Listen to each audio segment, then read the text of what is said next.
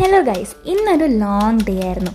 സംഭവം കോളേജിൽ പോകാൻ നേരത്ത് കുറച്ചൊക്കെ ഒരു മൂഡ് ഓഫ് ആയാണ് ഇറങ്ങിയതെങ്കിലും ഇന്ന് വീക്കെൻഡ് ആയതുകൊണ്ട് എങ്ങോട്ടെങ്കിലും പോവാമെന്ന് അമ്മയച്ചനും പറഞ്ഞിട്ടുണ്ടായിരുന്നു. അപ്പോൾ ആ ഒരു ഹാപ്പിനെസ്സിലായിരുന്നു ഞാൻ. കുറേ ആയല്ലോ ഒന്ന് പുറത്തിറങ്ങിയിട്ട്, വെക്കേഷന് ശേഷം ഇപ്പോഴാണ് ഒന്ന് പുറത്തിറങ്ങുന്നത്.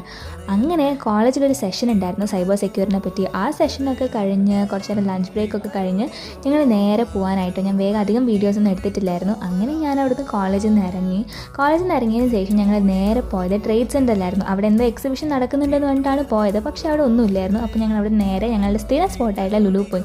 അവിടെ ഈ അവക്കാഡോ റൈപ്പ് മീറ്ററൊക്കെ ഞങ്ങൾക്കൊരു പുതിയൊരു എക്സ്പീരിയൻസ് ആയിരുന്നു കേട്ടോ. കുറേ കാലത്തിന് ശേഷം പോകുന്നതുകൊണ്ടാണെന്ന് തോന്നുന്നു.